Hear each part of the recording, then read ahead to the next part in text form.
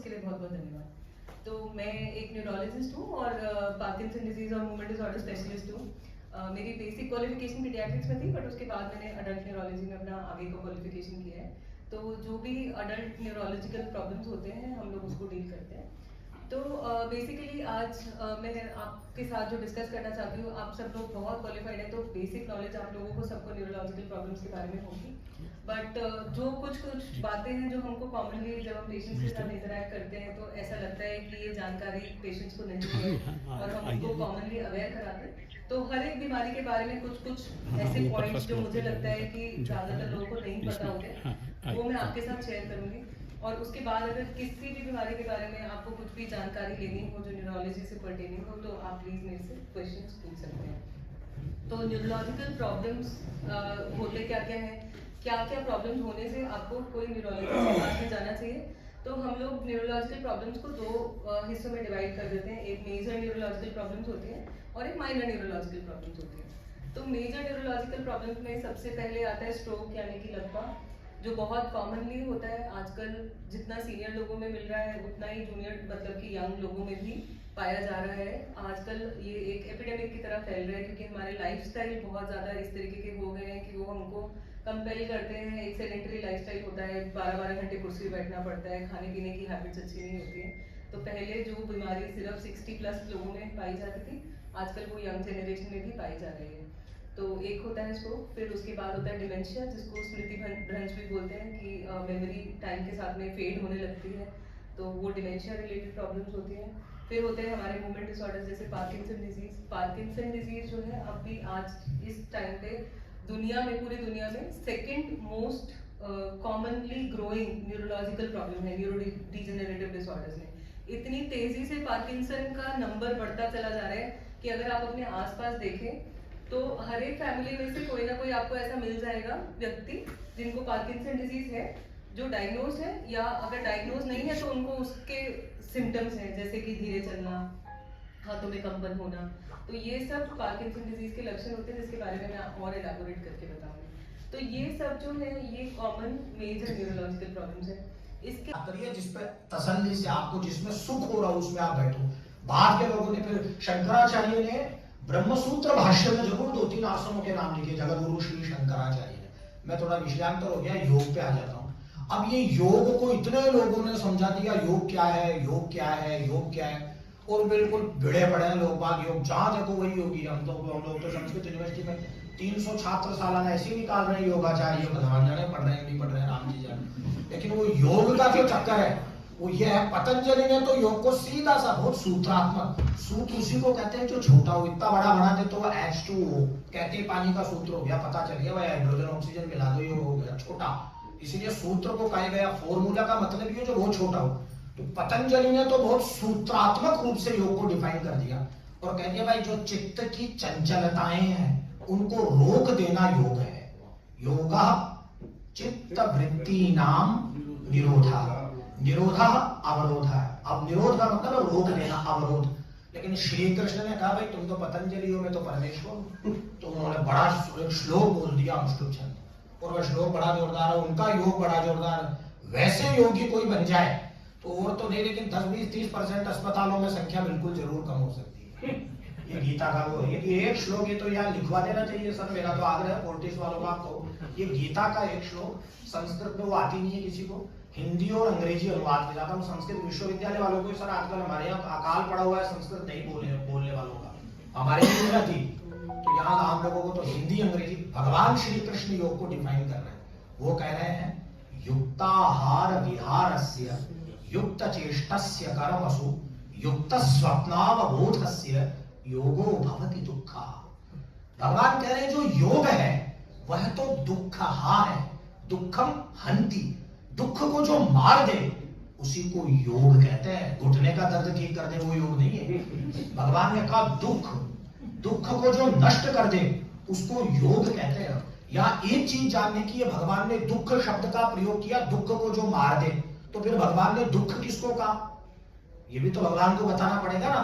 भगवान हम जैसे तो प्रोफेसर थे नहीं कि आधी बात बताई आधी क्लास में कर गए, भगवान तो पूरा डिफाइन करे। तो भगवान ने जो कहा बड़ी गजब की बात बोली। उन्होंने कहा भाई दुख होता क्या है, तो दुख का सब उन्होंने बड़े झगड़े का काम कर दिया भगवान ने। मेरे गुरुजी पढ़ाते थे मेरे को दिल्ली में, प्रोफेसर जयकांत शर्मा जी, वो बड़े सुख्यात पंडित, परम पंडित, गुरुजी के तो अत्यंत वो है स्नेही।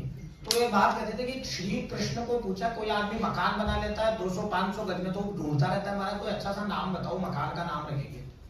तो फिर कोई यम प्रसुवजज्ञपतिं भगाय दिव्यो गंधर्वः केतपुः केतन्नः पुनात वाचस्पतिर्वाचन्नः स्वरतु।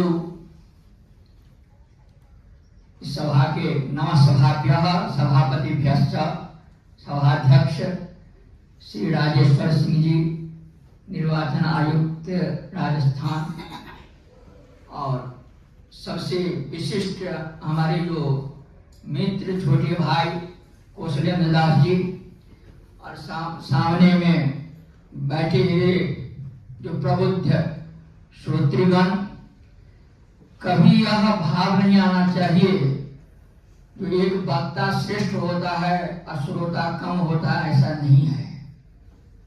श्रोता अगर ग्राहक नहीं हो, ग्रहण पात्रत्व नहीं हो, तो कहाँ वह क्या किसको सुनाएगा। लेकिन जो मैंने एक मंत्र अभी बताया था, देव सवितः प्रसुवजज्ञं प्रसुवजज्ञपतिं भगाय, यजुर्वेद का मंत्र है। इस मंत्र में कहा गया कि वाणी का स्वाद होता है।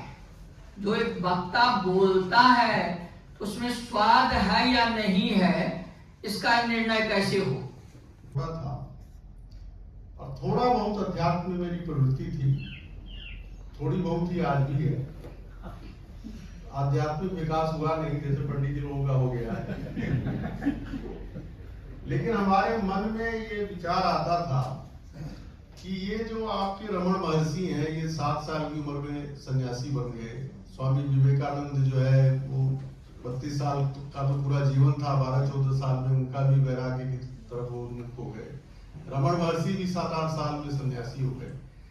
तो ये समझ में नहीं आता था कि जिस उम्र में आपको खाने पीने का, सोने जागने का भी होश नहीं है, तो आपके वैराग्य कैसे उत्पन्न होगा। वैराग्य तो कहते हैं हमारे यहाँ की ब्रह्मचर्य आश्रम, गृहस्थ आश्रम, और क्या कहते हैं कि वानप्रस्थ है, संन्यास है, उसकी तो चौथे चरण में आना चाहिए वैराग्य, पूर्ण वैराग्य। जिसने जीवन का कोई अनुभव ही नहीं लिया उसको वैराग्य कैसे उत्पन्न होगा।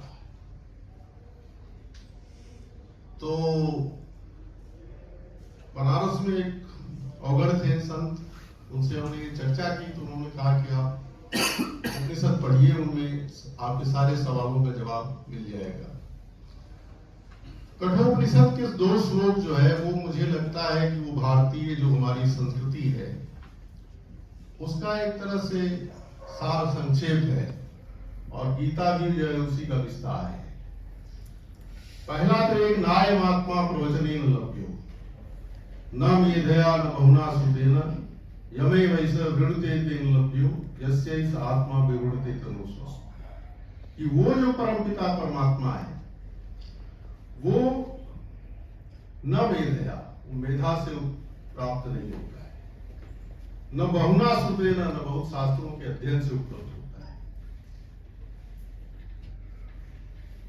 वो जिसको वर्ण करता है, यमे वैसे वृणते तेन लभ्यो यस्यैष आत्मा विवृणते तनुस्व। जिसको वर्ण करता है उसको उपलब्ध होता है, और जिसके सामने वो अपना रूप उद्घाटित करता है वही उसको देख पाता है।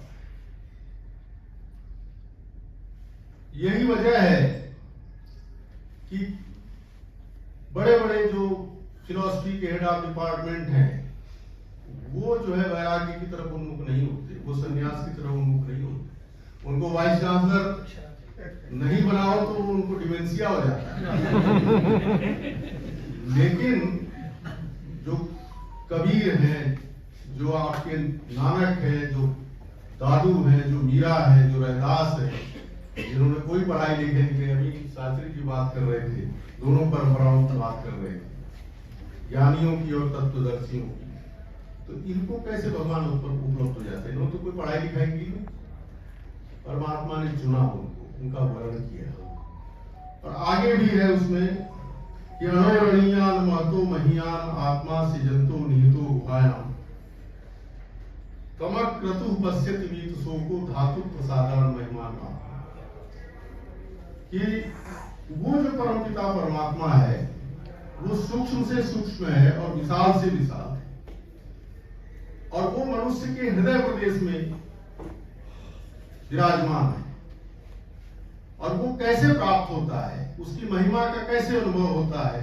तमक क्रतु पश्यति मीत सोको, उसकी कृपा से जब कामनाओं से और फलता दुख से मुक्ति हो जाती है,